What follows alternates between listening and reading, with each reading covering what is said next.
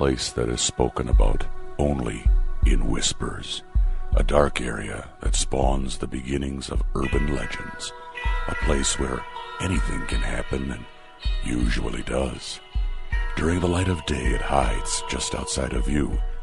But when the sun goes down, spirits, creatures of the night, roam free, and things do go bump in the night. It is in every state and every country, and there is no escaping it, no matter how safe you feel behind your locked doors and latched windows.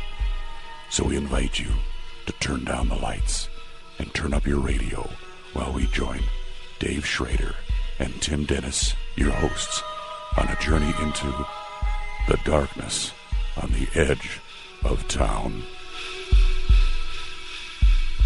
Welcome to a new week. Welcome to your home for the best in paranormal talk radio. This is Beyond the Darkness. I'm your host, Dave Schrader. Along with me, sitting at the Supernatural News Desk, Mr. Tim Dennis. Good evening, Tim. Good evening, sir. So, are you ready for this week's lineup? I believe I am. All right. Well, let me start you off a little easy, Tim. You and I tonight, a little Parashare, a little Supernatural news. We've got stories collected from around the world, including a black-eyed kid encounter tonight in news. Yeah. We have some of your personal paranormal encounters that you've been sending in. And remember, you can always email them in to me at dave@darknessradio.com. Then, tomorrow, Tim, yes, we're going to go honky-tonkin'. All right. Yeah. Woohoo! Put on our shit kickers and hit the streets, son. That's what Is that I'm what they all call about. them? Yeah, I always like to throw out my gang signs when I've got my my kickers on. I don't think you do. No? No, I don't. That's not how Are they there do that? country western gang signs? Yeah, there's the Country Western Crips, I believe. Country western CWC. No, I don't believe that's a fact at all. And then there's the Boot Scootin' Bloods. No, the Boot Scootin' Bloods. I Right. do hear they're kind of a rough and tumble Yeah, crowd. they're very rough and tumble, Yeah. Dave. So, you know, Hey, y'all, don't make me lasso your ass. yeah. Ooh, lasso your asso. Lasso Your Asso, great album name. Yeah, that would be a good one. Think about that. By the, what is it? By the Boot Scootin'. By the Boot Scootin' Bloods. By the Boot Scootin' Bloods, a Right. little lasso your asso. Right. Yeah. Right. Wow. You got the down and dirty You know, disciples. the problem, we're in the wrong profession. We should are. be musical legends by now with the amazing album titles and stories and songs we come up We with. really should be. All right. Anyway, tomorrow we're going to go haunted honky tonks and legendary specters. We're going to talk about some of the weirdest country western ghosts, Tim. Matt Swain joins us. Country Well, western remember we did ghosts. Ghosts of Rock and Roll a while ago. We did. With Matt. He's Very- back to talk to us about country western spirits. Very enjoyable, the rock and roll ghosts. I'm looking forward to country western. The day Satan called is Wednesday. I'll be gone that day. No, you're going to be here. Bill Scott's our guest. What? It's a true encounter with demon possession and exorcism.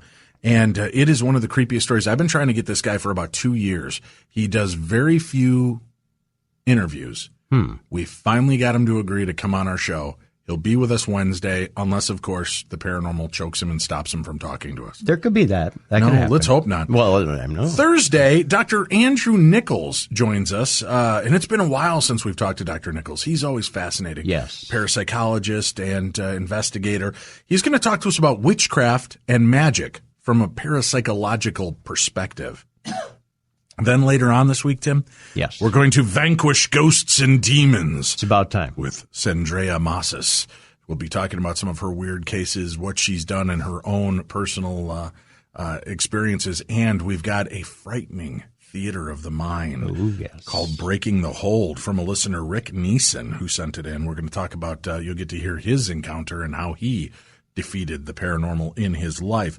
Speaking of defeating, listen, the Special Olympics is right around the corner here, and a lot of people forget about that aspect of it. There, you know, on Facebook and social media, you see people with their hands out all the time for cancer this and heart association that, and you know, this and that and the other. The Special Olympics is such an amazing organization that I have a big part of in my heart. When I was a teen, I used to donate and volunteer my time with Mark Lund Children's Home in Bloomingdale, Illinois, and used to be a part of the Special Olympics with some of the patients that lived there. And it was truly one of the most blessed times in my life. Well, my son is carrying on that tradition. He is a Navy vet. He is a Minneapolis firefighter, and he's doing the polar plunge, Tim. So you and I think we got it rough on days. He's going to get dropped down to his skivvies and jump into a frozen lake in Minnesota. I love me some cold, but not that much. Yeah, well, my son is doing what it takes to get the attention for Special Olympics. The Polar Plunge will help raise awareness and much-needed funds for the Special Olympics and Special Olympians. So any amount you can donate would be helpful. Go to darknessradio.com. darknessradio.com. There's a banner right there on the top of the page. If you could click that banner for me and make a donation in any size, a little bit goes a long way to help out Special Olympians. So please, please help us out if you can. We have an amazing Army of Darkness radio listeners. If we could get, man, we're getting 200,000 downloads of this podcast. Yeah. If every listener could donate $1, we would blow the roof off of this $3,000 goal that my son set. But at least help us get there. We stalled out at about $680. Closing in on 3,000. We need to hit that $3,000 mark. That's the golden mark for this year. So if you can help us out, just go to darknessradio.com. You'll see the Polar Plunge banner there. Click it. It'll take you in. You can make a donation under my son so that we can continue to help. Again, Minneapolis firefighter Cliff Schrader is doing this to try to help out, and we'd like to support him with that as well. So if you can make a click and a donation of any size, even $1 helps. All of you out there, $1, bam. We could have $200,000 like that, Tim. Yeah. But I'd just be happy with $3,000. So whether you want to bet $1, $5, $10, $100, or $3,000, any amount will be helpful. Please go make a difference and help out. All right, Tim, I know it's time to get back to it. I know I told our listeners we would only do Parashare and Supernatural News maybe twice a month. I know that I promised we would do more radio shows, but I will tell you, Boy, Tim, are you easy. The listeners have spoken. Uh-huh. And they just keep saying, please, more Parashare Supernatural News. They're enjoying us going back to this slightly part of our, of our old podcast, our old show. Yeah. So, you know what? We're going to do it for now. We'll keep rolling out Mondays because you know what? People like to hear from you, Tim. They do? No, I'm not done talking. Oh. They like to hear from you. They like to hear from me as I talk about and share people's stories. But they like to hear from you, Tim. They do? No, I'm not done talking. Oh, okay. Yeah, but they want to hear you. They do? Take you'll get there. Right. Take the supernatural news from around the world, Tim, that you've gathered from some dark, eerie place in your home, that you scour the internet seeking the most bizarre and challenging tales of the past week to share with them in an enlightened and educating way, never snickering. It hasn't been mocked. I'm not done talking. Let Daddy finish talking. Never, ever, never, ever, Tim, judging these stories, but just letting them come out the way they are. Yep. Never looking at them in light. It's always with the admiration of a true journalist. Yeah. Okay, right. Tim. It's still my time to talk. Okay. Yeah. True journalist. Yada yada yada. Anyway, let's get to it. Supernatural news from around the world, ladies and gentlemen. Without further ado, because God knows we don't need any more ados on this planet. No. He's coming in all the way from the town of someplace, Minnesota, weighing in at 280 pounds, 6'1". Ladies and gentlemen, Tony the Tiger Dennis. He's great. Wow, I've never had that moniker before. You like that? I like that. That'd be good. Yeah. You know what, Dave? We start off, I believe this is in the UK, in Manchester. Really? Yeah. For the first time ever, the mugshot of a black-eyed child was arrested in Manchester for harassment and trespassing. You know why, Dave? Why? Because nobody ever says, come on in. They don't? Well, maybe some do. Depends on how Not hot. me. I'm not going to lie. It depends on how hot the lady is with black eyes. Yeah, I mean, really. You know? I mean, you know, she's, if she's sticking like Popeye's fried chicken, I mean. Oh, I don't think you want to use that analogy tonight. I've read through some of your news stories. Yeah, and that's true. Yeah, we'll that's get not to where that we want to be later. It turns out that this is the first black-eyed kid caught on camera. No kidding. Mm-hmm. That's an audio daily double, isn't it? This is, yeah. I believe we can play the audio from this if you'd like. Let me just. So they've been arrested. A black-eyed kid has finally been arrested. A black-eyed kid's been arrested. Now we can get some answers. Well, If they talk, Dave. I mean, other than let me out, please let me out. Okay, let's... there's that. 2 black-eyed kids were arrested for crimes of trespassing and harassment. Until now, black-eyed children were just a terrifying urban legend. And now we have a story to play for you about these black-eyed terrorists. Well, that's for the creepy. first time ever, black-eyed children have been captured, photographed, and arrested. Welcome back to Fantastic Daily. Until now, the black-eyed children were just an urban legend. Reports of terrifying kids with pale skin and completely black eyes trying to gain access to homes in the middle of the night have been circulating the internet since the 1990s. All reports of the black-eyed kids come from people who have refused to let them inside. Like vampires, the black-eyed children need permission to enter a property. No one has ever survived inviting black-eyed children inside until now. 2 black-eyed children were arrested in Manchester this weekend. The pair, a male and female, were booked on trespassing and harassment. According to the police report, the black-eyed children were seen panhandling around town in the nights leading up to their arrest. Many concerned citizens had phoned in reports of the black-eyed kids, but because they weren't loitering on private property, there wasn't anything the police could do. On the night of the arrest, the pair were caught by CCTV cameras trying to gain access to a hotel. At nearly 4 a.m., when only one front desk clerk was on duty, the pair entered the building. Footage shows them talking animatedly to the clerk, even leaning over the counter to try and reach the master key behind the desk.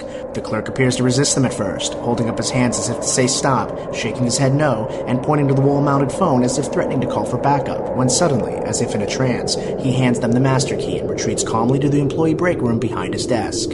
4 minutes later, the clerk sprints from the break room, phones the police, and pulls the fire alarm to get all the hotel guests out of their rooms so they cannot be coerced into letting the black-eyed children inside. When police searched the hotel, they found the 2 black-eyed kids in a maid's closet. The pair had used the master key to gain access to the hotel's laundry room, where the male stole a pair of maintenance coveralls and the female stole a maid's outfit. They had planned to get inside the guest rooms by posing as hotel staff. Neither child could provide a name or documentation to police. A doctor was called to examine them and reported that aside from their pupilless, fully black eyes, the pair were otherwise healthy, normal 18-year-olds. The doctor was asked to check if their black eyes were natural and not the result of body modification, contacts, or tattoos. Frighteningly, those oil-slick eyes are completely real. The black-eyed children are being held in protective custody, and police aren't giving out any further details to the media at this time. That's all for today's Fantastic Daily. Thanks for watching. Make sure to like this video, comment... Well, you like the video. Wow. I don't like it. It scares the heck out of me. Do you think they're in there with their little tin cans? Rankling on them against the bars of their jail cell? Attica, please, Attica. Please, won't you let us out? Please let us out. But that they've arrested 2 of them and that they have photographs. The photograph is creepy. The girl has all black eyes. Right. So, yeah. And they've busted 2 kids. 2. But now these kids, they don't seem supernatural in nature. They just seem naughty. Naughty by nature. Wasn't that a group? It was. Yeah. Yeah. Tretch. I'm wondering why they're not out touring again. They are actually. Are they really? Part of the 90s tour. Yeah. There's a 90s rap tour going on right now. Really? Yeah. Oh, right. With Vanilla Ice. Oh, God, don't say that. I might need to get me some tickets to that. Made my stomach upset right there.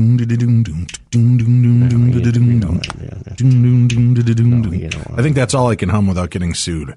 I think so, yeah. And you don't know if I was humming Pressure or right. Was it under pressure or was it Ice Ice Baby? No. Because yo, their songs like doom doom doom da doom doom doom doom doom da doom doom. Our songs more like doom doom doom da doom doom doom doom doom da doom doom. Totally different, yo. Totally different. Like a little downbeat. Yeah.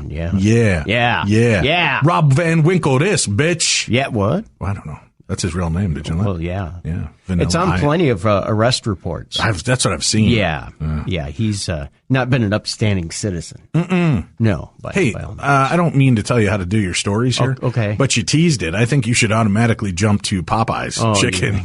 Because let's reiterate for people. All right. The story that happened to me last year, Tim. Yes. Okay. I am a bit of a food snob. I don't know if you're aware of this. No. I am. Okay. I love a good prepared McNugget. Yes, you do. Oh, the light and flaky tender batter, the moist McNuggety part of a chicken, whatever that McNugget may be.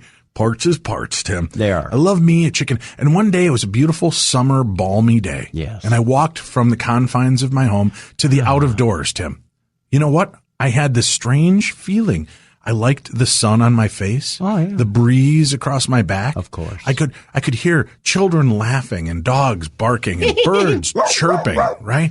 And I thought, maybe the out of doors is not going to try to kill me, Tim. Oh, that's not so true. I retired to McDonald's. Right. I ordered myself a small 6-pack of chicken nuggets. It's a good size. Yeah, and a small drink. Yeah. And I retired to look out the window and just reflect upon the bounty that the Lord had delivered to me. Oh, very nice. And I ate a McNugget, Tim. Mm-hmm. Yeah. And then I grabbed McNugget 2, dipped it in the BBQ. Oh, yeah. Bit in it half and pulled out. And there, First time ever, huh?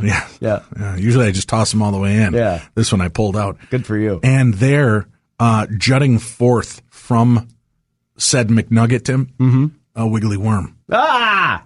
Yeah. And A what? it's one of those rare times I did not have my phone on because I'm sure I would have destroyed the internet with this. You should have. But I looked at this and then I tried to process and then I'm like, please be a complete worm hanging out of my McNugget. And it was. And I quickly spat, if you will, the remainder out. And I put this McNugget back into the box. I shut the box and I thought I could cause a scene. Mm-hmm. And I could cause a ruckus. Mm-hmm. But nay, Tim, that's not in my personality. I'm very introverted. I'm very quiet. I don't like, Tim, pay attention. I'm talking to you. What? I don't like people necessarily. Why are you going into your Woody Allen right now? You're going into a Woody Allen thing. You're like, if people could see this right now, I'd be like, I don't really like attention. I'm not really good at things like this. I'm not really good. Well, I'm not. I'm especially when it comes down to stuff like this, I get very unnerved. Anyhow, I walk up there and I go, pardon me if you wouldn't. She steps over to the side.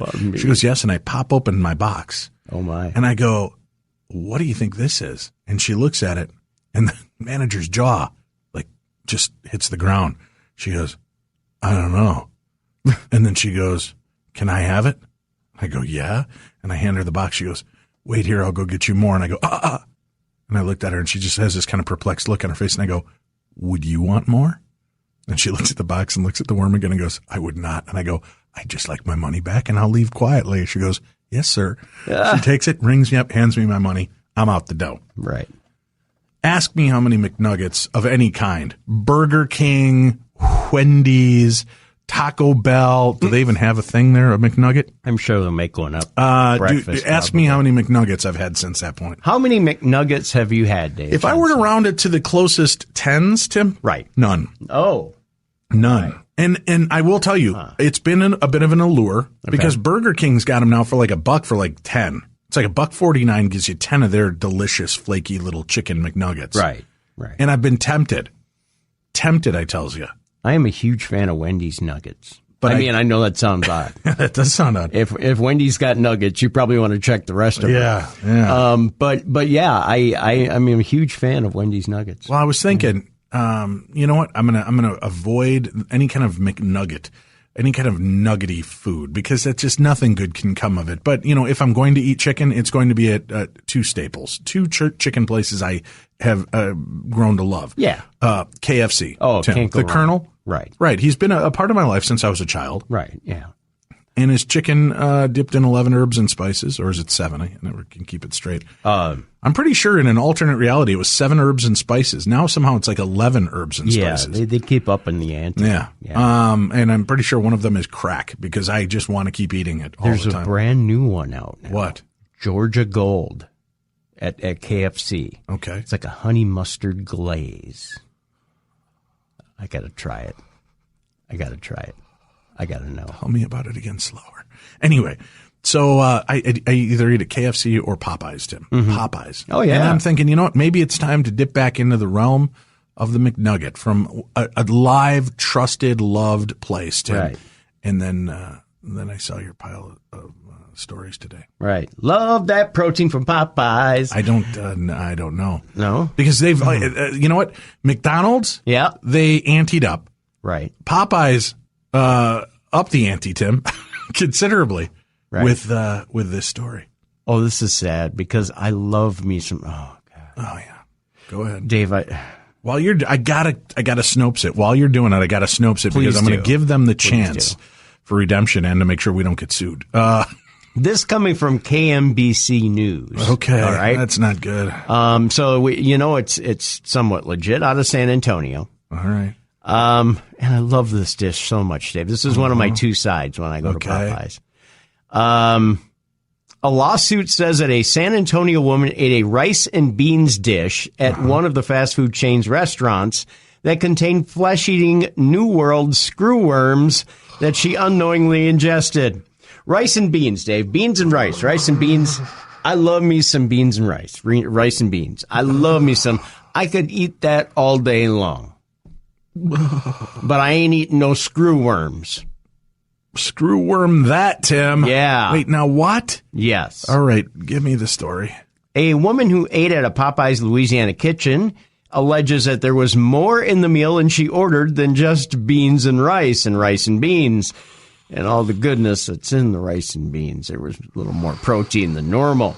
Karen Good of San Antonio says in a newly filed lawsuit that the dish contained flesh-eating New World screwworms that she unknowingly ingested. Renee Kapowski, a Popeye spokeswoman who had to have been horrified, said the franchisee has been working with Good for more than a year to address her concerns. Would you like that with worms or no worms? I'm always going to yield to no worms. Oh, yeah. I have a strict no worm policy. Kapowski declined to discuss the details of the litigation. The franchisee couldn't immediately be reached. I wonder why. Probably because they're having their flesh eaten by flesh-eating worms. Probably, yeah.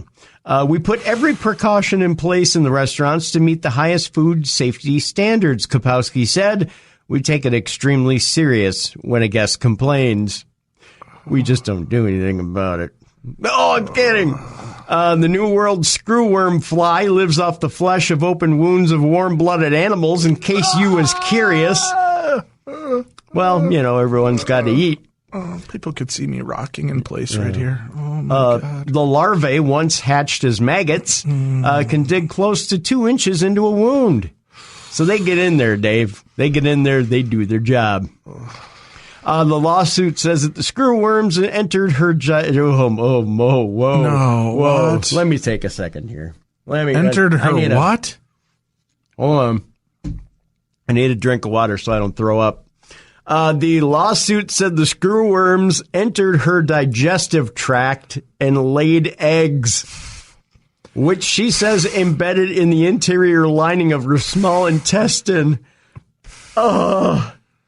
When the eggs hatched, this is like a bad episode of anything. This could never be a good episode of anything. So a bad episode of everything. This is makes sense. If Ripley Scott tried to make Aliens on $5.33. Ripley Scott, or what? Good old Ripley Scott. Yeah, good old Ripley Scott. That'd be Ridley Scott. Ridley Scott tried to make Ellen Ripley is you know what I meant.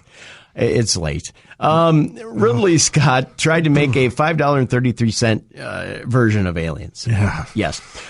So when the eggs hatched, they infested her body and began to eat her alive from the inside out. Oh, my God. That's a weight loss routine I'm not up for. They're just munching their way out. Munching their way out. No, make it stop. Patrick Stolmeyer, Good's San Antonio lawyer, said his client became ill and as a result couldn't work. No, really? She ended up losing her business, her house, her vehicles, and pretty much everything else. A spokeswoman for the city's Metropolitan Health District, Carol Schleisinger, said if there was lab work done, it is considered health-protected information and would not be publicly disclosed. Do we really need to know more than worms go in your digestive tract, lay eggs, embed in the interior lining of your small intestine, hatch, infest your body, and begin to eat you alive from the inside out? Again, very drastic weight loss program, Tim. Very drastic. Love them screwworms from Popeyes. No. Okay, listen. Yeah. I don't mean to take this jump, but I'm going to say this right now. Okay. I've lost some weight recently, Tim. Right. Not as much as I want, but I'm getting there. Okay. And it has nothing to do with screwworms from Popeyes. All right. But it is something you and I are both a part of. Yes. I want to make this mention right now because right now, mark my word, after hearing that story, it's time for us all to make a change, Tim. We need to stop the fast food revolution. We need to stay away from this. And then Come back to eating right and eating at home. And I know you're like me. I know people are out there listening to the show right now, Tim, saying, but Dave, I can't cook. All I know is deep fried. All I know is in a bun. But what else can I do? HelloFresh has the answer, Tim. They are the answer. And they're helping me out. I'm doing this now 3 meals a week. I've converted from eating garbage food at least 3 nights a week now just to try to get myself in this mode. I also wanted to get over that initial intimidation factor of trying to cook something that looks fancy. Yeah. And I've done it. I'm working with HelloFresh. I got you on the HelloFresh. We liked it so much. We reached out to have them advertise on the show. They are doing it now so that you can take advantage of what we're working with right now. HelloFresh is a meal kit delivery service, makes cooking fun. It's easy. It's convenient. Each meal takes only around 30 minutes. And that's for everybody, Tim. Yeah. Novices like you all the way to skilled craftsmen like me. By skilled craftsmen, I mean, I like peanut butter and jelly, toasted and put into a sandwich form. Right. But HelloFresh, they source all the freshest ingredients, measured to the exact quantities you need. Again, takes away some of that intimidation factor for trying to become a full-time cook and figure out what you need to do. They employ a full-time registered dietitian on staff who reviews each recipe to ensure it's nutritionally balanced for you and for me, Tim. Oh, good. Right. Yeah. And then every week there's new recipes to try. You gotta love it. All delivered to your doorstep in a special insulated box, and that's done for free. Now, here's where it's really cool. Try this out with me. You guys are going to love it. I'm not going to guarantee you're going to lose weight eating this, but I can guarantee if you give up the crap food and start replacing it with new food that's well balanced and nutritionally fit for you and tastes delicious, you're going to be thankful for this. Oh, yeah. So here's what you do. First delivery. Go to HelloFresh.com. Sign up, subscribe, and enter darkness when you subscribe. Why should they do that, Tim? Why, Dave? Because we're going to get them $35 off that first week of deliveries. Really? 35 bones. Wow. Like that. And they're going to start to eat better. They're going to start feeling better. They're going to get that perspective. Because what it is, it's retraining the brain. And once you start retraining your brain to eat differently and look at food differently, Tim, I'm starting to feel excited about the idea of new meals to try. My kids are even looking at my plate and wishing they could try it. And I say, no, you stick with the oatmeal and shut up. Do not make eye contact with Daddy while I'm eating delicious HelloFresh food. You should probably feed them something other than oatmeal. Hey, you know what? When you got 7 kids at your house, you worry about what you're going to feed them. Okay. Sorry. Sometimes I give them Hawaiian bread. Oh, I love Hawaiian bread. Exactly. I'm kind of a hero again. Wow. But no, seriously, they're trying some of the stuff off my plate. They're very picky eaters. And now some of my kids are willing to start trying this. So I'm going to be picking up the family package because you can get a package that's good for feeding you and another person or up to 4 people. Tim. Yeah. And there's the classic box, which mixes meats and chickens and fishes and such like that. Yep. Or you can get the veggie box if you're one of them. The classic box is excellent, Dave. Yeah, it is. Yeah. I'm not a veggie, kind of guy. I like to eat veggies with my meat, but that's the way I'm doing it. So again, go check out HelloFresh.com. Put in keyword darkness for your first order to save $35. You're going to thank me. And I guarantee you there'll be no internal infested worms eating you away. No, God. Can I just say one thing? No. The steak and potatoes. Yes. The steak that came with the steak and potatoes in the HelloFresh box, one of them that I received, was so tender. I thought it came from a small cloud from heaven. It did, Tim. It was amazing. Yeah. Amazing. So you got to try it, folks. Like Dave said. All righty. Sorry, I don't mean to take you off on that, but if there's ever a point that you should be directed to something better, that was it right there. Yeah. All right, Tim. Since we're talking about eating, this next story seems to fit right in, doesn't it? About squatching? Yeah, the other squatch, right? Oh, this squatch. This squatch. Let's talk about people who are a little less discerning in their diet and might be out in the wild. Yes. A pot squatch. A pot squatch? Yeah. Wow. You might not believe in things such as Bigfoot, the Yeti, or the Loch Ness Monster. But I do. Oh, you meant everybody else in general. Yeah. Okay. My mistake. Always about me. Sorry. That's okay. But there is one mysterious creature that is walking around of which indisputable evidence proves that it is real. What? His name, Dave, is Pot Sasquatch. His name is Dave Pot Sasquatch? Yes. That seems like a long name. Well, you got to have a first, a middle, and a last when they arrest you Okay. for trying to take out the president. And what's your name? My name is Dave Pot Sasquatch. Okay. No, it's actually just Pot Sasquatch. Oh. Yeah. Can't we just call him Pot Squatch? I like Pot Squatch. Yeah, so do I. Yeah. Yeah. I think that's good. It's hunting ground, Springfield, Massachusetts. So beware all listeners we have in Springfield, Massachusetts. I don't think everybody's in trouble. I think just if you're made of Cheetos, nachos, or corn dogs. Because what would a pot squatch eat? Oh, you know what? What? Still my hero, by the way, Right. is Peyton Manning. And you want to know You think why? that pot squatch would eat Peyton No, Manning? no. Oh. But Peyton Manning could get rich off of pot squatch, and this is why. Who couldn't? When Colorado took and legalized recreational marijuana. What? Yeah. Why are we still in Minnesota, boy? No, I know, right? But did I just say that? But here's what Peyton did. Peyton went out and he bought a bunch of Papa John's and Taco Bell franchises what a around genius. the Denver and Colorado areas. And they said to him, "Well, Peyton, why would you do this?" And he just kind of looked at them with that kind of withdrawn look and said, "Well, everybody's going to have to go get something to eat afterwards somewhere, aren't they?" So there true. you go. It was almost dead on. Right. Well, Your interpretation was nailed it. Yeah. It's lifeless, thoughtless, and Right. kind of a little bit of a twang at the end there. Perfect. that's a man who's won a couple of Super Bowls. Who's Yeah. telling you, I'm looking ahead. I'm looking towards the end goal here, which is to feed the stoners. Oh, I thought you meant getting high. Well, that too. Yeah. Yeah.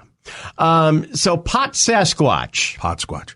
Pot Squatch. Hunting in Springfield, Massachusetts. Yes. While a weather girl for the WWLP 22 News was out on the street reporting on the latest from Winter Storm Nico, because that's what she's paid to do, as she was standing next to a surprisingly busy street, she was given the weather conditions. There's a bit of a movement just off screen behind her. Then just as she continues to talk, the beast moves into her shot. What? Very bad. Especially during a live one shot. You don't Sure. want to make it a two shot. That's TV news talk, Dave. Oh, look at you. Yeah, I know. I'm pretty skilled that way. He is a human-sized creature that is made entirely out of green cannabis leaves. He has a perpetual smile on his leafy I head. bet. And he tends to walk unsteadily on the snow-covered ground, probably because he doesn't grow well in it. Or he's high as a kite and having trouble negotiating anything. And his name is Pot Sasquatch. Pot squatch. More importantly, he is a man in a mascot costume from the local cannabis shop Nice. who's taking advantage of some free advertising. Nice. At first, the poor weather lady doesn't realize that Pot Sasquatch is behind her, so she continues to report on the snowy conditions. Then as she backs off camera and allows the cameraman to take a shot of the street, she seems to notice what is lurking behind her. At first, it's easy to see that she's amused by the creature, stifling a laugh and then continuing with the news. Needless to say, with a creature like Pot Sasquatch running around, Just say pot squatch. Why do you Pot make me squatch. cry? Yes. it's surprising that anybody or anyone is able to get any news reported. One would think that they'd be too caught up in following the strange monster around town and maybe trying to get a hold of Lauren Coleman or something like that. Yeah. I mean, or just a giant rolling paper to knock him on his ass and puff him up. oh, I know. I started to watch the video a little bit. That'll make the biggest joint on planet Earth. Can you? Cheech and Chong would have an aneurysm. Hey man, They it's saw pot that. squatch. I'm telling you, that's fantastic. I mean, you could stay high for a decade off a pot squatch. Not that we condone No. the use of No. recreational marijuana unless you live in a recreational marijuana state. Right. And even then, by federal law, we should say no. But state law, hell yeah, you know, if you got it, burn it. Mm-hmm. Just saying. All right, where are you taking me next? We go to another Bigfoot story, Dave. Yeah, we do. In particular, we are going to be talking about the Bigfoot capital of Alabama. Where I had my Bigfoot sighting. In Evergreen? No, Foley, Alabama. But Alabama is where I had my sighting. Right. Well, we're going to Evergreen. which is designated as the collard green capital of Alabama. I can hear banjos now. It's also officially the Bigfoot capital of Alabama. Okay. According to the Evergreen City Councilman Luther Upton, this all started the second weekend of January during the city's annual Collard Green Festival. Evidently, they didn't have pot squatch around, Dave, to have a mascot. Any greens will do. Yeah. Yeah. During the festival, Donald McDonald, no relation to Ronald. Are we sure? Maybe it's his estranged cousin. Right. The host of Killing Bigfoot and others spoke with officials and residents about the sightings. McDonald says there have been numerous reports of Bigfoot sightings within a 20-mile radius of the city. Following the festival, Upton brought up the idea to have the city named the official Bigfoot capital of Alabama. Is it Alabama or Alabama? Yeah. The council then decided to take a vote on the name, and it passed unanimously. Why? Because there were no other bills in front of the council that day, Dave. I'm just a bill. Yes, I'm only a bill. Officials are now working with lawmakers to get the state to also recognize them, too. They're like, hey, look at us over here in Evergreen. We had Donald McDonald here in our parade. I think Donald McDonald came with his own clown suit. No? Just curious. We move on.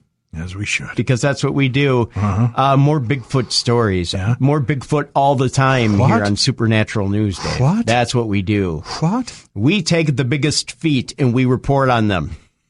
Shaquille O'Neal, big feet. Yeah. That's what we're saying. I mean, no, Shaq is on Podcast One. He is. He is. He has his own show on Podcast One. So we figured we'd shout out Shaquille O'Neal so he'll eventually come on our show. What up, Shaq? Yeah, what up, Shaq? We want to know who would win between you and Bigfoot, Shaq. That's all we want to know. Free throw contest. Oh, only. Thanks for clarifying, yeah. Bigfoot expedition inspires a ban on state-funded searches for mythical creatures. It turns out this one backfired. We go to Santa Fe, New Mexico, where a lawmaker in New Mexico has proposed a bill that would make it illegal for state-funded colleges to go hunting for mythical creatures. I don't know why. I don't know. Wasn't it the indoctrination of Alpha Epsilon Rho to take our newbies out to go snipe hunting? It was, yes. Yeah. We did that way back when, yeah. Did we ever find any snipe? No, I'm not talking about it. I found a professor snipe once. No, that's Snape. Oh. Yeah. Okay. It all started in October when it came to light that a University of New Mexico Gallup professor I emphasize the or in professor, led an expedition to find Bigfoot. Dr. Christopher Dyer presides over students and faculty at the University of New Mexico's Gallup campus.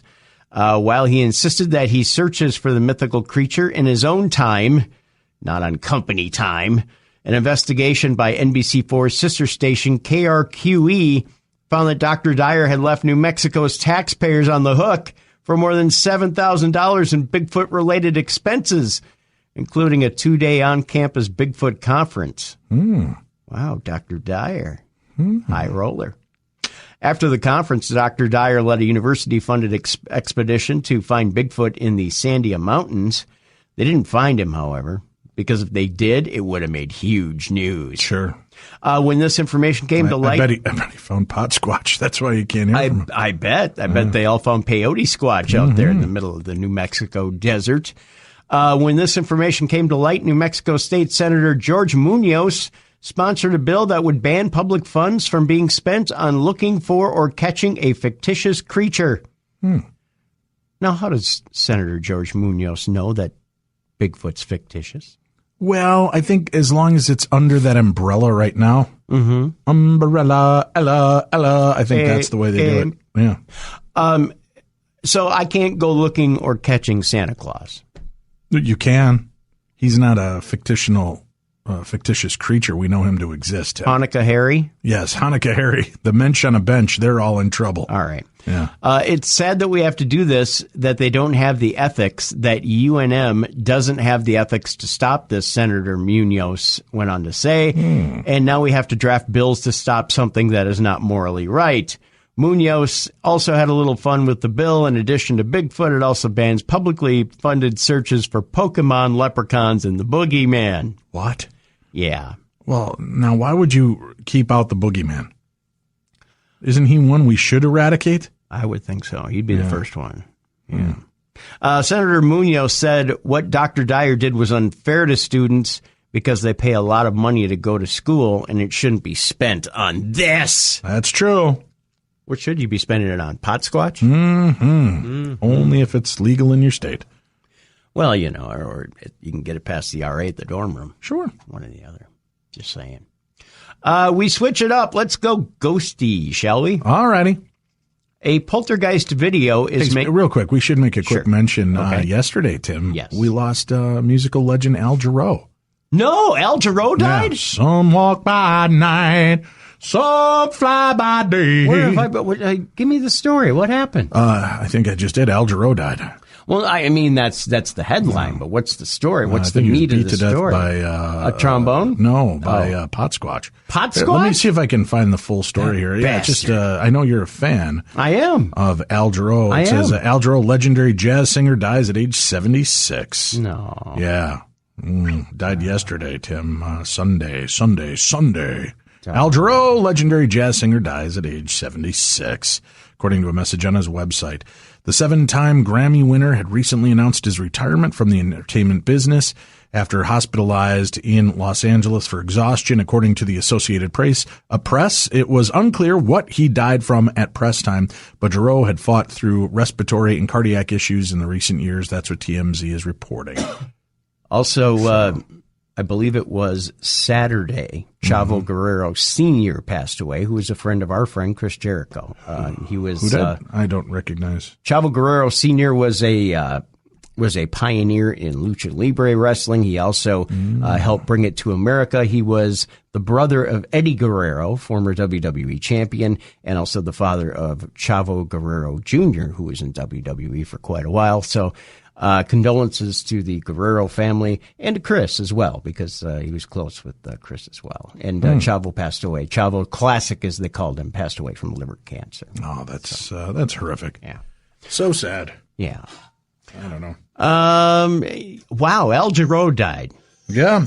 Wow. That no good. You're gonna make me tear up, aren't you? Got to, man. Love this show. See, Moonlighting was a good one.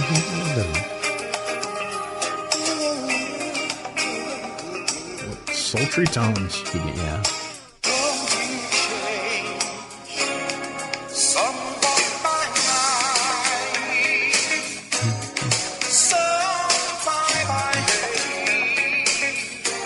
And that's all I can play so we don't get arrested for FCC regulations. But Al Jarreau, you will be missed. Thank you for one of my favorite endearing TV show themes. Yeah. That's all I really know him as, so that's all I can thank him for. But it's been with me since I was a child. When I was a kid, I used to mix up Al Jarreau and George Benson. Ah, yes. But it's common. They had a lot of I used to mix up George Washington and George Michaels. Imagine my surprise. Wow. One of us was definitely in a lot more trouble when it came to history tests, Tim. One was the father of our country. The other was a father figure. That's true. Right. I'm going to be your father figure. Put your tiny hand in mine. Very, very good. People have been craving that, by the way. I get emails every week. Was that my Nickelback voice, Tim? I don't know. What voice is it? Is that Nickelback when I do that? By the way, do you have your tickets for that yet? Not yet. Aren't they at the State Fair? They are at the State Fair. Do you think they'll sing that song? Yes, I think they will, Dave. I think they've run out of original material that people will actually listen to. And I think they'll probably sing that song. Why do you mock this new band that I've just found, Nickelback? Nickelback is so horrible. It's like... It's like wanting to take a punch to the gut. You know what you should do? Really, don't spend money on tickets. No. Just call Chris. Call Chris Jericho. Call him. Why? He's a rock star. He can get me into Nickelback? If anybody can, he can. He's a rock star. He's a bigger rock star than Nickelback. Isn't Nickelback Canadian? Yeah. Isn't Chris Jericho Canadian? Yeah. Holy, I see the connection. See? Chris Jericho. I'm going to use him for his connections to Nickelback. Just say, but be prepared after. For him to laugh at me and hang up again? Yeah. For the long string of laughter and then hang up. And then when you call him back, I go, no, seriously, Chris, I want to go see Nickelback. No, seriously, Dave, I've asked you to stop calling me. Right. There may be that. But I eventually, did text him and asked how my favorite sexy pinata was, and he seemed very uncomfortable with that. Well, I would be. That's what he calls himself on but wrestling. he can call himself that. Well, I'm just trying to show a little love, show him that he's my sexy pinata. Well, when you put ownership to it, when you say my sexy pinata, then it becomes creepy. Like, I want to chain you to the radiator in my basement and hit you with a stick.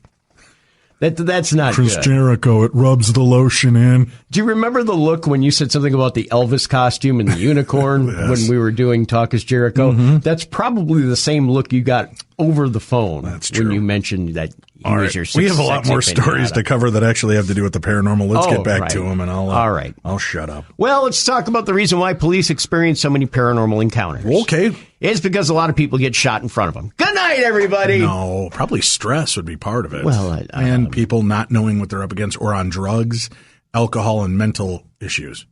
Well, am I right? Yeah, sort of. Okay. Well, what did you say? What do the experts say? The experts say that police officers have reported on numerous paranormal phenomena over the years. As a profession, they seem to be more likely to believe in otherworldly happenings than anyone but professional podcasters and late-night radio show hosts. Those are the only exceptions as to who believes more. Like somebody just took a shot over my bow. It might be this guy who wrote this story. Yeah. They say, wow. Share it with the rest of us, would you? I'm about to read a line that may rock your world here. All right, hold on. Let me buckle in. All right. Okay. It says that, in fact, many paranormal researchers use it as evidence when a police officer sees something or reports something that they believe to be true as paranormal. The reasoning is that if police believe something, it must be credible. However, this is a line that'll absolutely make your jaw hit the floor. Police may be the very least credible witnesses due to the fact that they are more prone to hallucinations than most everyone else. Did you hear that? That was my jaw hitting the floor. What? That's what it says. Police are more apt to hallucinations? That's what this article says. I'm not saying it. You know who I would have thought would have been more apt to hallucinations? Who's that? NFL referees. Right. Yeah. Oh, boy. You're telling me. What are you going to do? Sue me, Goodell? Huh? Yeah, Goodell. What are you going to do? Or should I refer to you as Brady's bitch? Yeah. What are you going to do? Take the air out of my balls? What? I don't know what that means. God. Last week, the author of this article spoke about a phenomena that almost all police are vulnerable to called hypervigilance. Hypervigilance. Which is a heightened state of alertness and readiness adopted by those who perceive themselves to be under constant threat. As it turns out, hypervigilance has been clinically related to a higher likelihood of experiencing hallucinations. Okay.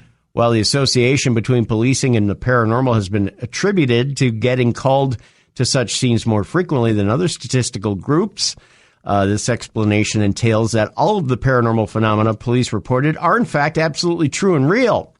Although the author of the article is open to the possibility of anomalistic events or animalistic events. After all, he loves Def Leppard albums. Who doesn't? Surely at least half of these police reports are less than factual. Therefore, the better explanation is that the police encounter the unreal so often because the pressures of a policing career make officers vulnerable to experiencing the unreal. Hypervigilance also leads to being more suggestible, so police are likely to take cues about take lewds? Yes, clues. Okay, lewds and peyote and pot squatch. No. To take cues about what they are expected to see from people who call them. Police have also been trained to look for the abnormal, which also makes them more suggestible to encountering it. This creates a sort of feedback loop between paranormal investigators and believers and the police. The police are likely to experience the paranormal suggestions due to their training in hypervigilance, while the paranormal people are more likely to believe in their own experiences because police validated them. And that is what the author of that article believes leads to police officers seeing more paranormal stuff. Interesting. Huh. All right. You ain't just whistling Dixie on that one. I guess I was. Well, you are, yeah. All right. What else have you got for me? An interesting ghost has popped up with some British athletes. Really? Let's just say it'll keep them toned. Really? Some British athletes are claiming a sex ghost is haunting their reality show. What? Oh, a sex ghost, Dave. A sex ghost? I have been praying for one for God knows how long. Mm-hmm. Funny, they never show up. No? No. They use the cute little tagline in the story. Who are you going to call? Ghost boinkers? I don't get it. I would have gone with nutbusters. There you go. Wow. Yeah. Well, that's one way to scare up publicity is the way this starts. 2 British athletes starring on a reality show are claiming that a sex ghost seems to be haunting their hotel rooms. British Paralympian Kadina Cox. Come on. That's her name. Don't wear it out. Come on. I would, because she looks pretty hot. I'm looking at her right now. And retired rugby star Gareth Thomas are 2 of the celebrities competing on the jump. You can't make it up. Oh, yeah, the jump. A British show where famous people compete in various snow sports. A ski jump with the stars, if you will. The season's first episode aired Sunday on the Channel 4 network, but the show is scaring up more attention for what's happening in the celebs' hotel room. It was like the porn version of the People Scored theme. It was. Dun, dun, dun. Dun, dun. Oh, man. The following case. I don't know if anybody's listening, but I'm having fun. I am. Yeah. It's a good time. Mm-hmm. It's a good time. So essentially, they're recapping a bunch of sex stories with celebrities. We just are more concerned with the British athletes who seem to be taking it up the ski pole. Yeah, especially Cox and Johnson. Yes, Cox and Johnson. Wasn't that their names? Cox and Thomas. Oh. Yeah, John Thomas. John Thomas, right, yeah. Your wiggly bits. they're twigs and berries. Mm-hmm. Yeah. So there's that. Doom, doom, doom. Doom, doom. All right. The following is a case of a little bit of slap and tickle, if you will. All right. Let's see. We've got plenty of ghosty stories here. I've already read that one. All right. Let's get rid of that. Yeah, what was that one? What, this one? Museum of what? Museum of Shadow houses ghosts and paranormal activity. Yes. I'll take that for $500, Alex. All right. A bell rings, a door is slammed shut, and something scrapes against the floor. Play that theme again. No, I'm kidding. Oh. By the way, have you seen 50 Shades Darker this weekend yet? No, Tim. I'm You're a guy? I'm a hetero white male right. in a committed relationship. Universally panned, I guess. Wasn't the first one? Yeah, but this one was panned even worse. I did see Lego Batman, and it was awesome. Have you seen? Yes, now, twice. Jimmy Kimmel. No, I've not seen Jimmy Kimmel. Jimmy Kimmel took the audio. You look it up on YouTube, folks. Took the audio from 50 Shades Darker and put it over the visual from the Lego Batman movie, and it's called 50 Shades Darker Night. It is hysterical. I will check that out. You'll love it. I don't know what that has to do with the paranormal, but we keep losing it. Let's go. All right. Bell rings, the door slams shut, and something scrapes against the floor. Then Anastasia screams, and we all leave the movie theater. But nothing living is there. What? Well, because the lines were really flat, and there's really nothing to the story. Okay. This is normal for Nate Reitman and his wife, Kaylee. That was very let downish after you're knocking out the other name. Because she's got a weird spelling to it. Owners of the Museum of Shadows in downtown Elmwood, Nebraska, opened in September. The museum boasts over 1,000 artifacts tested by the couple and certified haunted. Thermal imaging photos and security camera footage on the museum's website show strange figures and a curtain moving on its own. Not a curtain moving on its own. Dun, dun, dun. Oh my God, the humanity! I know, right? A curtain moving on its own. That's it. That's the best you got in your old haunted museum. That was an old Bob Dylan album, I believe. A curtain moving on its own. I believe it's a curtain moving on its own. Sometimes a curtain on its own. With dim lights and children singing Ring Around the Rosie in the background, the museum is guaranteed to give anyone the creeps. But the scariest parts are the real objects coming from places as far as Sri Lanka with, as Nate and Kaylee would put it, attached spirits. We all fall down. I like that one right there. There's a heavy and spine-chilling feeling around these objects as visitors read the plaques that explain the haunted background. A horned mask. You have to be careful how you read that, Dave. A horned mask. Mm-hmm.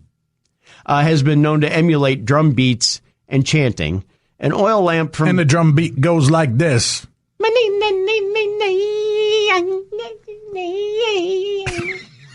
don't think that's a drum beat at all. No, well, that's I'm not a drummer. That's what they sing. In I tried drumming, but I'm always a beat off. What? Mm-hmm.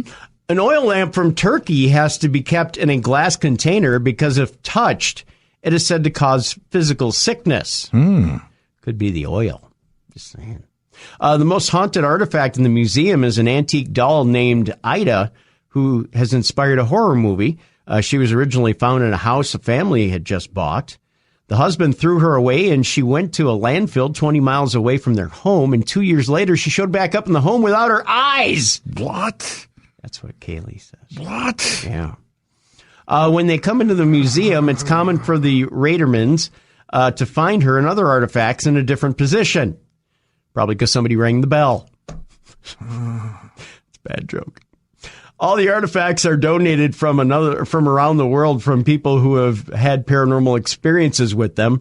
Then they go through rigorous testing in a place Nate and Kaylee call quarantine, which is their bedroom, I bet. Wow. We don't just take any random object that people bring in. Kaylee said, we do investigate all of them before bringing them in just to make sure something is attached. The museum also holds 3 haunted gurneys from 3 different time periods to honor the history of the building itself. Built almost... Really? The itsy bitsy spider had to go creepy?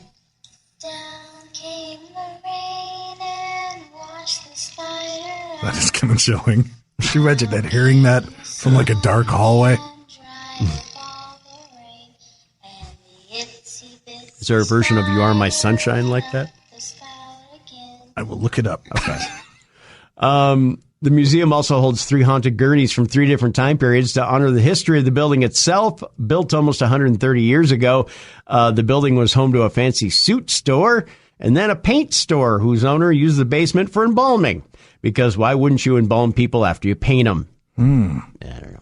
Actually, before we brought any items into the museum, it already had activity in it, Kaylee said. Nate and I were in here. There is not, really. Nate and I were in here painting and remodeling, and we had paint cans slide across the floor about 6 inches. Is this really You Are My Sunshine creepy version? Oh, a theremin? Oh, yeah. Theremin? Yeah, Thurman Thomas. He's a running back for the Bills, wasn't he?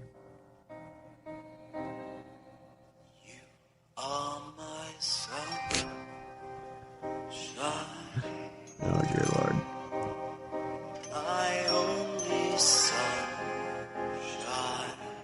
I wouldn't say this is creepy. It's just more sad. Yeah, it's kind of pathetic. Not with that. Yeah.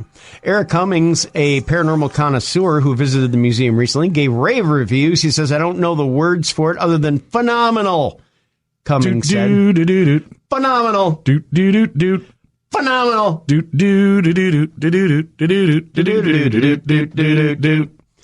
He said, I walked in and immediately felt the energy that the building was emitting. Cummings has been to many paranormal sites, such as the Villisca Axe Murder House in Iowa and the Crescent Hotel in Eureka Springs, Arkansas, proving he's never gone past the middle of the country. Keep going. Don't tell me that's like, no, okay. Soon, paranormal lovers will be able to watch Nate and Kaylee's investigations as they on their upcoming TV show. Oh, they got a TV show coming out, Dave. This was not always the dream for Nate, who was a skeptic before his view changed in 2006 when an item bought at a garage sale set off a chain of strange events. He said, I made one Twitter post, and from there, it kind of took off, he said. Everybody started messaging me saying they had an item that had some sort of attachment. Although he later found it wasn't his object, but his house that was haunted, Nate was forever hooked and started his TV career in his own paranormal investigation team called Trip Paranormal. Kaylee joined Trip Paranormal because of her lifelong relationship with sensing spirits, and oh, by the way, her husband's in the group! Just married in November, the two go on paranormal investigations and film their show. Maybe they'll even, I don't know, you'll catch them making whoopee, as they used to say back in the old Match game. Or was that that was the Newlywed Game.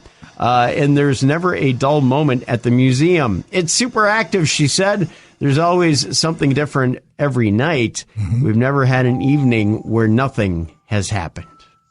If you wake up and you're in the bottom of a well. I would think that somewhere Robert Goulet lost a bet. Because this sounds like the lounge version. Like a really creepy lounge version of this song. Dude, let's make our own. You know I love lounge music. Yeah. Let's do a creepy lounge act. A creepy lounge act. And I will sing all kinds of songs in the creepiest lounge actiest way possible. I say that's a bet. Can I trademark that, lounge actiest? Lounge actiest, yes. Yeah. Yes, it sounds like some sort of new yoga program. Yeah. All right. You can do that. Do we have, let's do, what are we doing on time here? Well, why don't we go another story and then we'll go to some Parashare stories. Another story. Did we do this, Michael? No, we did Jason Voorhees Ghost. Oh, let's do this one. This is a follow-up to last week, folks. Just when you thought one movie monster was enough for you to be out there in real life, turns out there's a second. What? Well, last week, yeah. Did they talk about that in this? Pre-reading is probably a good thing. Yeah. Well, last week, for those of you that don't know, there was a strange photograph taken that looks an awful lot like Jason Voorhees. Right. In the background of this photograph. Right. And not to be outdone, because we refuse to be outdone. Right. Tim, in his sleuthing way, found a news story to follow that up with an even bigger creep factor. Right.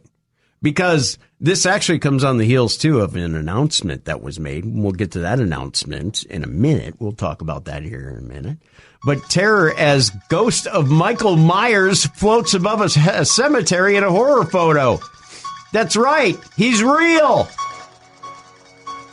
This terrifying picture supposedly captures a monster floating above a cemetery and bears a creepy resemblance to horror flick character Michael Myers. 24-year-old Benny Coleman, who has nothing better to do than hang out in cemeteries, was with a friend hoping to prove the existence of the paranormal when his companion got spooked. He claimed he saw something, so Benny began snapping away with the camera. This comes as a mystic was visited by the Beatles in a spooky snap. What? I don't know where that came from. This comes as a mystic was visited by the Beatles in a spooky snap. Must be coinciding. Okay. Timing-wise. The duo were left terrified when they realized they had captured a face floating eerily over the gravestones and fled the cemetery in fear. And the pair claim it looked like the masked slasher Michael Myers from Halloween. He believes the ghost may have been angered by proposals to extend the Gold Coast light rail system. Oh my God, really? Which runs by Southport General Cemetery in Queensland, Australia.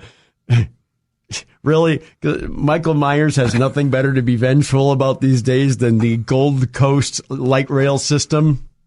I don't know. He's run out of people to kill, evidently.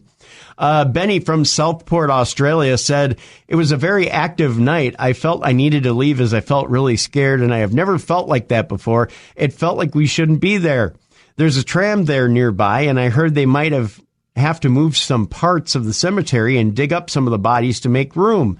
That would make the spirits very unhappy. And I thought unhappy. And I thought they could be angered about that and more active." He added, "It does look like Michael Myers. To be honest, at first I thought..." Yeah, baby. No, that's wrong. Wrong. Michael. Different Myers. Michael Myers. Yeah. All right. To be honest, at first I thought it was... Don't worry about it, donkey. No, that would be funny if you're getting chased by Shrek. To be honest, at first I thought it was a lady. That's no lady. Mm-hmm. Whoa, whoa, whoa, it's a lady. But now everyone has pointed it out. I do see him. I do. My friend thinks it's a demon, but I don't think it's bad, which is why I'm going back. Because evidently the young sir is a little short-sighted. Put it that way. But I do feel scared, he said. Benny caught the image around 10:30 p.m. on Saturday, January 28th, and explains his friend had spotted something in the graveyard moments earlier. He added, "My friend said he was seeing something, and I couldn't see it, so I started taking lots of pictures just to see if I capture anything. I must have taken about 50. As I started to go through them, they were all normal, and then this face just appeared in one of them. I think it's a face. I can see the eyes, nose, and neck and everything, but I don't recognize the face. Maybe it looks like William Shatner in mold form. A spokesperson for Gold Line Q, which maintains the light rail system on behalf of the Queensland government, pointed out that the extension is 3 kilometers away from the graveyard. A spokesperson said Stage 2 of the Gold Coast Light Rail uses existing transport corridors and is located several kilometers from the Southport General Cemetery. Besides, how long do you think it would take Michael Myers to get that far? What, a year, 2 years? No, he's supernatural. He can move quickly, Tim. He's really slow. No graves will be disturbed during construction, they claim. So, hey, we need you guys to do us a favor to help keep our podcast free and available to download and with very minimal ads. We need your help. There is a really cool survey that you can take. And again, this is not really an opportunity to share your thoughts on our show. Specifically, it's designed to gather more information about you and who listens to our show. That helps us out a lot. So that keeps, again, our podcast free to download with minimal ads. All the responses will help align appropriate advertisers to you, our audience. So you're not hearing nonsense that you'd have absolutely no interest in. And the survey is short, completely anonymous, and it takes no more than 5 minutes. There are 2 very easy ways to do the survey. You can go to www.podcast1.com/mysurvey, or go to www.podcast1.com and click on the survey banner, which is probably even easier. Again, that's podcast1.com. Click on the survey banner. And if you filled out a survey with us in the past, we thank you very much, but we still need you to do it again. And when you do that, all of us here at Darkness Radio, Beyond the Darkness, and Podcast One, we get a huge favor from you for doing this and filling it out. And we know our audience is listening. You've helped out before in the letter writing campaign. Now we're asking you to step up. It takes less than 5 minutes. You're sitting on the hopper. Why not do it for us while you're in the poop chute and get it all taken care of? And remember, for supporting our program and taking the time to complete the survey, it will keep it free to download and have very minimal ads. So go to podcast1.com, click on the survey banner. What are you gawking and laughing at me about? Poop chute. Well, when you're in the bathroom. The conundrum can, Tim, and you have nothing to do, just pop onto the old survey and... I've got a new nickname for it. What? The Elimination Chamber.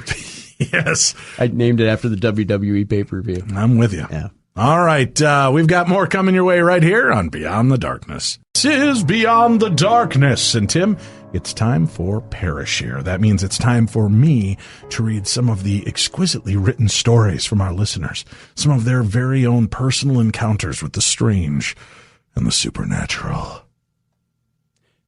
So you're saying a lot of people have brushed up on their grammar? No, not so much. But I'm doing the best I can with the stories they send in for us. I get a lot of great stories. I'm sure. Yeah. And, I do my best to try to share them on Parashare Mondays. So we'll get to that. Hey, and if you decide that you'd like to get off the couch and not just be like a passive paranormal investigator, why don't you join me at the Haunted Oddfellows Asylum in Missouri this July?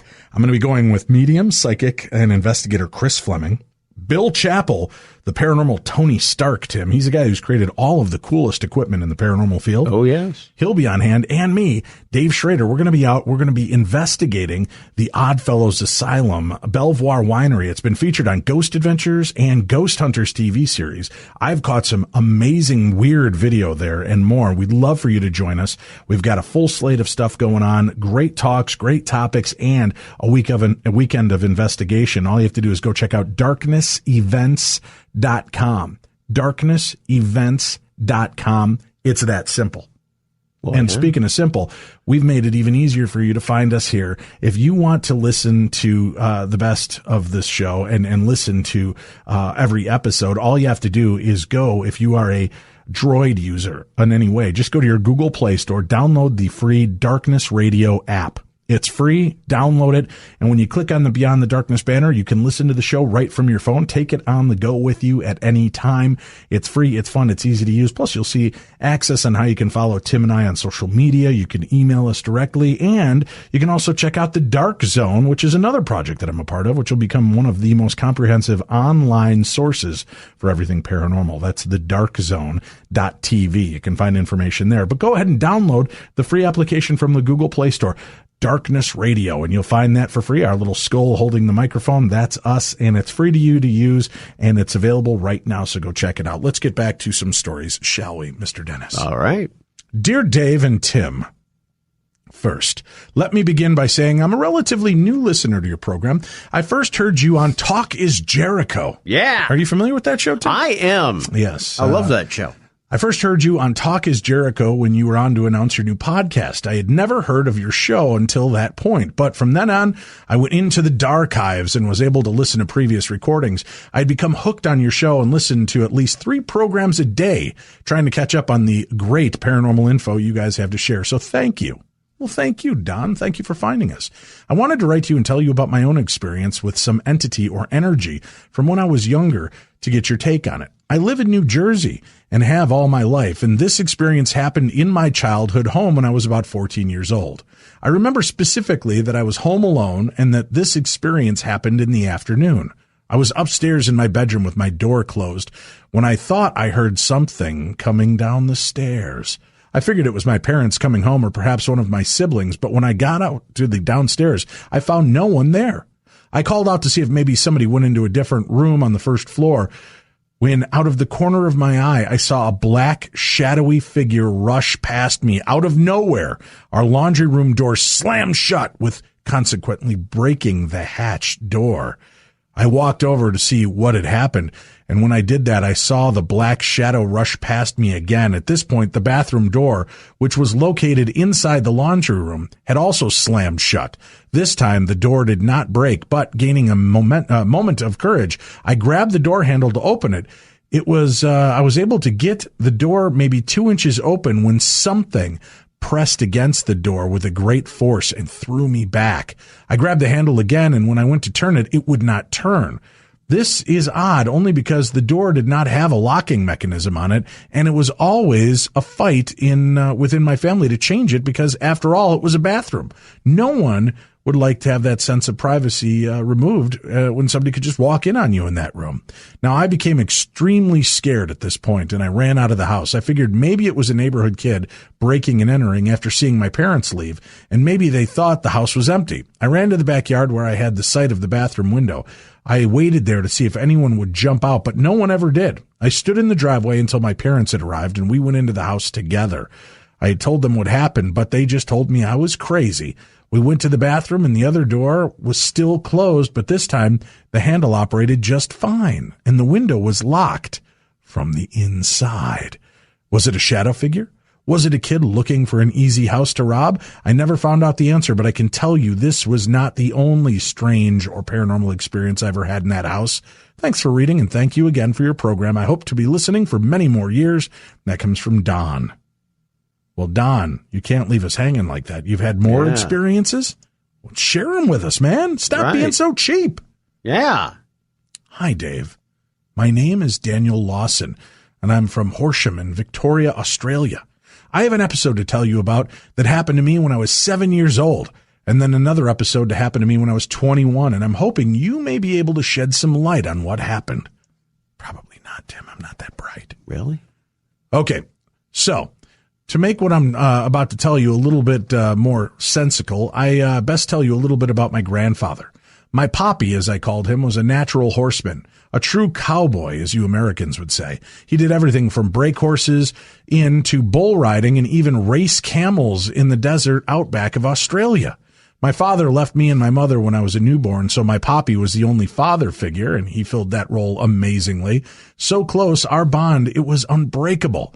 When I was 7, Poppy fell extremely ill and was flown to a major medical center in Melbourne. While I was sleeping in my bed back in Horsham, I woke up to see my Poppy sitting on the end of my bed, dressed in his cowboy attire, stock whip attached to his hip. His country had upon his head, his cowboy hat, I think is what he's trying to say here. His cowboy hat upon his head and spurs on his boots. He looked me directly in the eyes and told me to look after my mom, to look after my Nana, his wife, and grow up to be a good man. With then I let out a loud scream for my mom, to which she ran to the room, tears streaming down her face, and she just hugged me so tightly. My mom had just gotten off the phone to my Nana and was told the news that Poppy had passed away just moments before. This is something I cannot stop thinking about to this day, and it chokes me up every time I think about it. The second part of the story happened when I was 21, as I mentioned above. My Nana gave me a rodeo cowbell that belonged to my papi when I turned 21. It was my most treasured possession.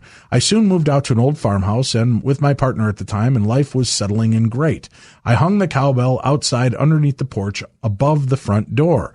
We've been having some strange goings on happen at the farmhouse for a little while, but thought nothing of it. Weird noises, doors opening by themselves, etc., etc. This one night, I was sound asleep when I heard the sound of that cowbell start to ding, just slowly dinging. So I got up to go outside, and it stopped. I checked outside thinking the wind must have been blowing it around, but there wasn't so much as a breath of wind to be seen.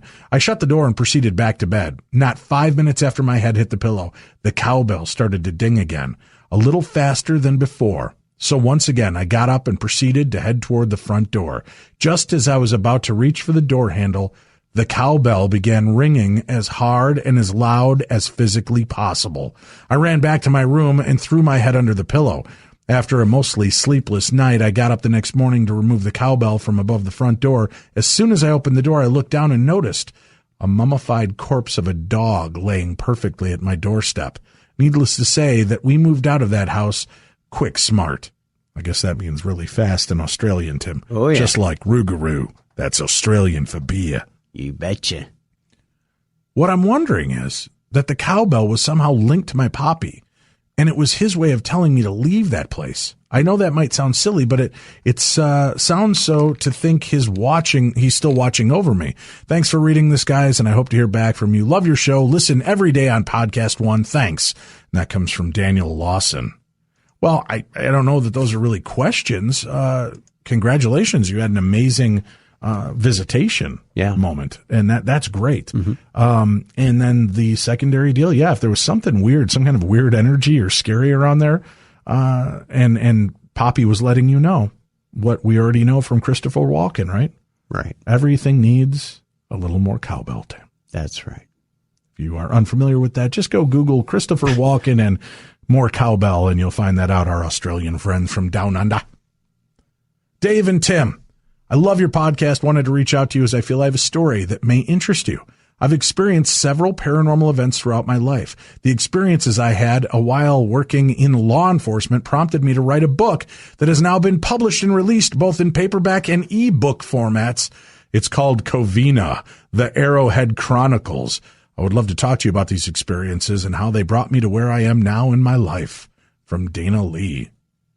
Oh, are you interested in that, Tim? Sure. All right, let me, you know what I'm going to do? I'm going to forward that over to our assistant, our booking producer, Amy, who's proficient at getting that handled. So look for an email from Amy at Darkness Radio, and she will be reaching out to you to have you join us and share your encounters. Police. We just talked about that earlier in the show. Yeah. Police having paranormal encounters. Yeah. I wonder what he'll think of that article. Probably not much. No. Or she, Dana Lee. I can't tell if that's a guy Dana or a chick Dana. You take a shot at it. Let's see here. Don't read on air. What? Hi, Dave and Tim. I have two creepy stories that are creepy shower stories that are, of course, always scary. One, so I was in the shower and I was thinking of Robin Williams, who killed himself about 2 to 3 months before. So I was showering and bang! I look out the shower and there was a handprint on the foggy mirror. 2, I was in the shower and I heard someone open the door and walk in and open the toilet lid and sit down. Again, I look around the curtain and the door was closed and the toilet lid was down. Love your show. My favorite is Monday Parashare. You guys rock. That comes from Austin. Thank you, Austin. He said, don't read that story because he listens when he's going to bed. Right. Hello, Dave. I'm a new listener to your Beyond the Darkness podcast, and I love it. I'm adding that little flourish. I don't know if that's exactly the intent of this letter, but that should one be. Of the subjects that I had vaguely heard about before was astral projection, and hearing about it on your show makes me wonder about something that happened to me. I was living in Oregon at the time with my 10-year-old daughter. She was afraid of the dark, as most children are at that age, and had a tendency to crawl into bed on those occasions when she was scared. Well, one night as I slept, something odd happened. I was sleeping on my right side, on the right side of the bed. I felt someone sit on the edge of the bed on the other side. It caused me to stir a bit, but since I was already half asleep, I simply took my left arm and reached behind me to pull the blankets up for her. I waited a second or two and then put my hand on the bed, expecting to feel her lying there. There was no one. Then I felt the blanket at the end of the bed pull down a bit. In my haziness, I thought, oh, she must be crawling on the floor because she can't see in the dark. I sat up and moved to the end of the bed to tell her to get off the floor, but there was no one there. Is it possible that it was her astral projecting? And how do you know if someone's doing that? I have no other explanation other than perhaps a ghostly visitor just stopping by. Love your show. You guys keep it up. And that comes from Jackie S. in Auburn, California. Sure. If we can astral project in our sleep, why wouldn't we astral project into our mommy's rooms? I know you're trying to astral project into Charo's room, Tim, but some of us, we need the love and comfort of our mother. Well, so we'll astral project there. I would see that happening. Pretend Charles my mom for Gucci goo. Yeah, for a night or two. Good God. Yeah. Huh. I shared this story to a YouTuber site. I'm no longer on graveyard shift, but I still hear about graveyard guys seeing things they can't explain. Here's my story. My name is CJ, and I'm a believer in the paranormal, but I try not to jump to that conclusion without trying to debunk it first. Out of all my experiences, I feel I should share the ones that have gone on at the sawmill where I work in North Idaho. This may be a bit long, and I'll try to explain some terminology as best I can. Several months after I started working at the mill, I was promoted to saw filer. Yeah, of course. Maintenance guy in charge of changing and sharpening saw blades. Filers have a room in the basement of the mill with various grinding machines and saw blades from wall to wall. A few days into training on graveyard shift, which is 11 p.m. to 7:30 a.m., I was told that the room had been rumored to be haunted. I thought this was just the guys messing with the newbies, so I shrugged it off and focused on learning. When I finally got on my own, every now and then, I would get the feeling that I was being watched. My first experience was when I was passing through going and noticed a fence board that was propped up against the wall was vibrating. This was normal. The waste system which surrounded the room often did this, but I just stopped when I noticed that the motion got more and more erratic. I stepped back a little closer and the board thrashed around so violently that it wasn't even touching the wall and suddenly flew across the room, crashing into the opposite wall. Needless to say, I ran back out of the way. I sat in the break room until my nerves settled. When I went back to put the board back, I was shocked to see that it was gone. Sometime after, I began to witness more and more odd, unexplainable moments, heavy doors slamming when I'd walk near them, figures in the corner of my eye that vanished when I tried to look directly at them. Trying to get some insight, I finally told my experience to my coworkers and got stories similar to mine. Machines starting on their own, shadow figures, even a locker door opening up slowly, and objects, some so heavy and placed in positions that there was no possible way that they could just fall out. One story that gave me the chills was when a coworker was walking outside. The lights gave a stadium-like effect, giving a person multiple shadows. As he walked, he got a feeling of foreboding and stopped and stared as one of his shadows kept walking without him. These occurrences had oddly large gaps between them. Most times, just when you forgot about it, something strange would happen. I finally decided to ask about the mill's history, and I felt and heard heavy footsteps walking around behind me as I was using a lathe. The steps paced back and forth and finally stopped right behind me. I turned around thinking it was a coworker, but there was no one there. The mill is roughly 40 years old, and most of the older workers had retired, but we did finally hear a story. Way back in the day, a millwright, a mechanic, or a saw filer, depending on the version we heard, went missing one night as swing shift ended. All the trucks that came by and picked up sawdust were radioed and told to empty out their loads. Sure enough, the missing maintenance guy, or rather what was left of him, got caught in a hog, a machine that mulches up scrap wood. We never got a name, and he doesn't seem to want to harm anybody, but he definitely doesn't like being forgotten. Who does? I know, right? Yeah. How are you going to haunt people, Tim? Are you gonna shake their stuff? Well, In a matter of speaking, Dave, yes, I am. You're gonna shake that stuff, Timmy D? Shake it good? Yep. All right. Let's see. We got a couple more stories here. If Get my hand in there. And... New station, same slow computers, Tim. Here we go. This comes from Sue. She says, my experience from 2012 to 2016 while renting a room. I'm a widow and moved into this house with another widow to help her pay the mortgage. Before I moved in, she told me she at times will wake up and scream and at times will sleepwalk when this happens. This did cause me some alarm as to when do I know when the screams if she's in trouble. I tried not to think about it too much. My roommate slept in the basement, and I slept in the main floor bedroom. I moved in September 2012, and about a month later, things began to happen. First, I felt someone sit down on my bed as I laid on my right side. I was alarmed and afraid and could not move when someone tapped me on my shoulder. I was frozen in fear. I could not move for a while, and when I turned over, no one was there, and my door was closed. I laid awake the rest of the night. I went to work in the morning and shared my experience with one of my coworkers who knew my roommate. Nancy said that, told me that Kathy's husband, Dell, died in the house and in the upstairs bedroom. When my roommate and I got home from work, the first thing my roommate said to me was, Sue, I don't know who to tell about this, but I have to tell someone. I haven't been able to stop thinking about this all day. I was laying in bed when I rolled over and Dell was laying there next to me, and it was so real. We talked all night long. We made out. There was so much passion. It was so real. I knew then who visited my room during the night. I told my roommate that she was the love of her husband's life and wants you to know that Kathy proceeded to tell me, I don't believe in ghosts. It was just really weird that I had this dream, that it was just so real. I did not tell her my story and have never said to this day have I shared any of my experiences while I lived in that house. There are so many experiences, and most of them just scare me.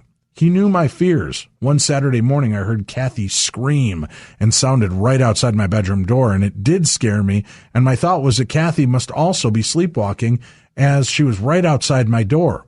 Then I really got scared as my roommate was not even home. Before I moved out, it was Kathy's daughter's birthday or wedding anniversary, not sure. But it was a special day to remember, and the landline phone rang, and that name came up was Dell. Both Kathy and her daughter looked at the phone and said, that's weird. The landline never worked, so it was strange that it rang in the first place. I knew who it was. When you have a ghostly experience, you know it. I currently live in a different place and have never had any more experiences, and that comes from Sue. Well, thank you, Sue. Mm-hmm. Kind of creepy. Very. Highway patrol trooper here. That's how this one starts off. Oh, cool. Florida, but I'd appreciate if you keep my name and state out of it. Sorry. Uh-oh. All right, let's see. So this was about 5 years ago when I was a 2-year rookie. I wasn't very familiar with the history of the area as I was working at the time. It starts fairly tragically. I was working the midnight shift and we got a call that a fatal car crash had happened. I head up there and I'm the first trooper on scene. I check with the deputies and they give me the rundown. Naked guy walked out onto the interstate right into the path of a semi. Parts of him here, there, everywhere, and there's a pickup truck off in the woods about 500 feet back. I'm on long enough to keep my breakfast down, but still new enough to not be completely unnerved surrounded by the scent of recent death. Long story short, on that investigation, the man was mentally disturbed. The investigators told me he must have been having an autistic meltdown, crashed his truck into the tree line to commit suicide, and when that didn't work, walked up from the tree line while stripping off all of his clothes and then just jumped in front of the first big truck to come along. Oof. Fairly standard night that particular month. I worked on 6 fatals that month alone. The weird thing started happening about a week later.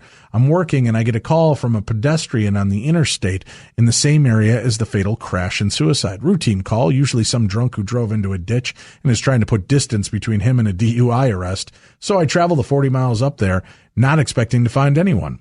I get there, and sure enough, there's no one there, so I turn around and start driving away. About 30 minutes later, I get a second call for a pedestrian in the same place.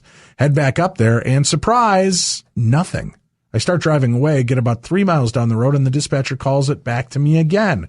2 odd things about that. One, I'm still in the area, and 2, I didn't see any damned cars that could have been calling the sighting in. So I flip a U-turn in the median and head back up. I get there, nothing. At this point, I figure it's teenagers messing with our dispatcher or some vagrant trying to hitchhike and hiding from me in the woods. So I pull back into the median and back my car up into the tree line. I cut my lights out and start watching the shoulder. After about 10 minutes, right here, the suicide took place.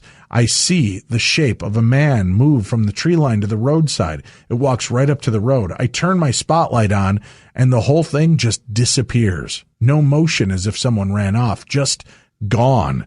So I put my car into gear and got the hell out of there, and the car just dies. Nothing really supernatural about a Crown Vic with 180,000 miles breaking down, but the timing was pretty damn freaky. I start trying to get the engine to turn over, and I notice the trees behind me rustling. Finally, the engine turns over. I put the car in gear and head as far away from that spot as I possibly could. A few nights later, I'm sitting at breakfast with one of the old salts, and I tell him what happened. He looks at me and says, "Yeah, don't go up there alone at night. Back in the 90s, a trooper kidnapped, raped, and murdered a woman in the trees in the median." He went on to tell me that a lot of guys have had experiences with their cars dying in that area. The whole area just feels wrong when I pass through, even though they ripped up the forest to expand the road. That's creepy. Very. Yeesh. Thank you for writing in. And if you are a police officer or a firefighter, or in any kind of law enforcement, safety procedures, ambulance drivers, EMTs, I would love to hear your stories. So email them in to me, dave@darknessradio.com. That's dave@darknessradio.com. One final story, Tim. All right. Are you ready? I'm ready. Hi, Dave and Tim. I'm in Punta Gorda, Florida. I was living alone and working in hospitals and nursing homes. This happened 5 years ago. I opened my spare bedroom door as I used for storage. I saw a dark cloud on the floor. It curled up and then moved into the wall. I couldn't really believe what I saw. Immediately left the room. I knew I planned on moving right away, but before that happened, that night I slept and had horrible nightmares. A man in an electric wheelchair came to my bedroom and leaned over and beat me. I tried to fight back, but I could not hurt or stop him. When I awoke, I was stunned but uninjured. Later that day, air conditioning unit quit working, so I was planning on going right away. Landlord was reluctant to repair it. Next day, I walked into the front bathroom next to the spare room, and it was flooded before I even realized. I fell, cracked my wrist. Last night, I hoped I wouldn't have the same nightmare, but I fell asleep and heard electric wheelchair coming toward my room. Oh God, I was so angry that I started swinging at him and punching him with all my might. And oh my God, he jumped in the bed with me and I was horrified. I tried to poke his eyes out. Nothing worked. He just kept hitting me. I awoke and I was alone. No sign of him. And I was not injured. This condo was new on the inside, but an old building. Can you imagine how many people have died in this state? Next door was being renovated. They were removing asbestos, I guess. They put signs on the door. It was a yellow and black, said precaution. I'd lived there for 2 years. I think maybe it came from next door. I left all my furniture and I was scared to take anything with for fear that it would follow me. I later moved into a new apartment no one had occupied before and thought it would be clean. Later, I took pictures of myself in the bathroom mirror. What a mistake. A week later, in the pics were an alien standing with huge eyes and was reaching out with its fingers behind me. Fingers looked like long, black monkey fingers, and a man who appeared to be dressed from the 1970s. With a carving knife to my throat, I knew he was dead because his eyes were running down his face. Yuck. I was so upset, I immediately called my daughter and her husband. They said, send us the pic. They were shocked by the photo they could see as clear as day. We deleted the photo thinking it might leave me, but later I discovered a short video I took in the bathroom and saw in the side mirror an Indian holding a pistol to my head, and it was moving with me in video. The pistol was very long. Again, I was flabbergasted at this sight. I showed a couple of friends, and they were, needless to say, worried and shocked at the video. The said pistol that it was holding was ancient. I don't know why this happened to me, but I ran out of there with my Bible. I chose God always. I've always believed in Jesus Christ. I forgot to mention right after I moved into this apartment, I became very ill for 3 days, vomiting, severe diarrhea. I bet I lost all my water weight, at least 10 pounds. I thought it was food poisoning. Don't know if they were already there. Maybe this building might not have been built over an old ancient Indian burial ground. The nice young lady who showed me this apartment was pregnant and her baby was born still. I'm not saying that there's a connection, but who knows for sure? I never saw her again. I'm sure they have a lot of Indian burial grounds here in Florida. No trouble since. I wish I would have saved that picture of the alien and 70s guy. I'm glad I can tell you my full story. I didn't tell my kids everything. I really had to toughen up for a long time. My phone would give me the suggested word ghosted, and then I got a new phone. From your friend, Judy. P.S. I always wanted to call, but hate talking about this when I'm here alone, especially at night. Thank you for reading it. By the way, I don't do drugs. God bless us all. That comes from Judy. Creepy stuff, Judy. Thank you very much for listening and sharing your story. Remember, you can email in your stories to dave@darknessradio.com. That's dave@darknessradio.com. We've got one hell of a week lined up for you on Beyond the Darkness. Tomorrow, Tuesday, we're going to go honky tonkin', honky tonkin', honky tonkin', honky tonkin'. Haunted honky tonks, Tim. Yeah. And legendary specters of the cowboy world. Country western musician ghosts, Tim. Matt Swain is our guest tomorrow, so it's a good way to spend your Valentine's Day with Dave and Tim. Be a part of our loving threesome. Huh?